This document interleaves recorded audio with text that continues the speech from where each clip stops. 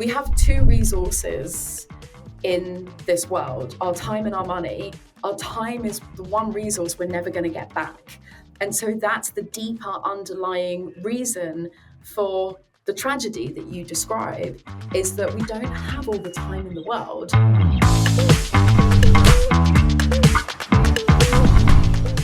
Well, when did you realize what problem you actually had a right to solve in the world, or at least in the market with Bloom?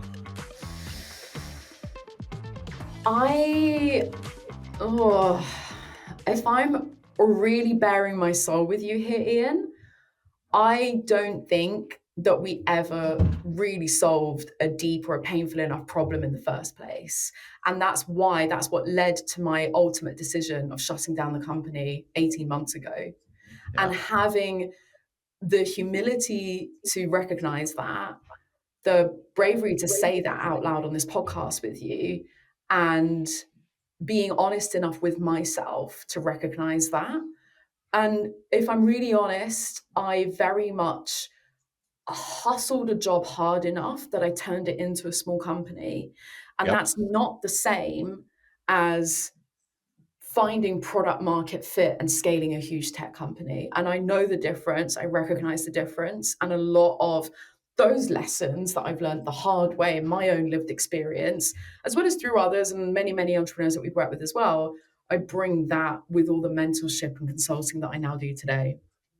Well, and thank you for sharing that. One of the things that I observe a lot, and it's interesting to me because I think, well, we'll get into sort of, global differences and international trends and things later, but there are different markets where I think it is much harder to let go. But one of the things that you just said, which I think really matters for entrepreneurs, but it matters for intrapreneurs, it matters for anybody trying to drive change in the world, is like when and if it's not working, which, by the way, most of the time it doesn't over the long term, right? Like the vast majority. If letting go is probably very hard, but what better way do you have to preserve your own energy and future potential? Like I've seen so many entrepreneurs continue with the grind and the hustle. And if it's rewarding, wonderful. If it feeds your energy, if you're, supporting your family, whatever you want to do, that's wonderful. But the tragedy is, when you're constantly grinding and it's draining your energy and it's not working and you can't let go. And that is a tragedy. I've seen so many entrepreneurs. I completely agree, Ian. And if I can go deeper with your listeners here, I'm going to bring like our finite time on this planet into the conversation, because that is the lens. We have two resources in this world, our time and our money. Our time is the one resource we're never going to get back. And so that's the deeper underlying reason for the tragedy that you describe, is that we don't have all the time in the world. Now, I think we need to sort of take that with a pinch of salt, depending on where you're at in your life stage and what's going on, because some of us do have more time than others.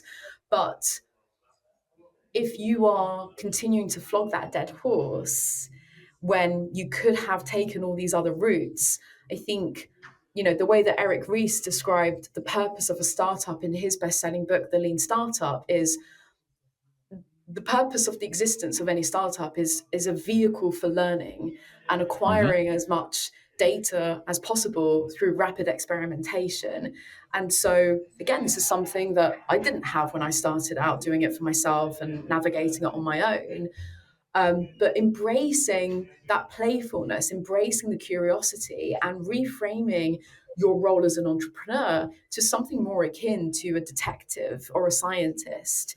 And, I was actually at dinner with this amazing founder the other night, and I was so blown away by her refreshing statement, which was, she's a huge, super successful founder now, but she said, when I first started my business, I actually set out to disprove everything. I thought that was really fascinating. I actually went out there to get the no's, to disprove. I was like, this is the only time I've actually met someone in real life, in person, that's saying, no, I want to prove me wrong. Like, I want you to say no.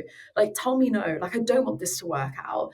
I was like, wow, that was such, if you're able to adopt that mentality, then then it's easier to adopt that more detective scientific method of just that rapid experimentation. Are we wrong? Are Well, we it wrong? really is. And like, this is going to sound a little cynical. It's not meant to be, but maybe it is meant to be. Like, what the other thing I love about that approach, she's kind of making everyone else do her work for her, but in such a smart way. Like, tell me why I'm wrong. And the second you can't disprove something to me, oh, I'm going to pounce. Like, what a smart entrepreneur. So smart.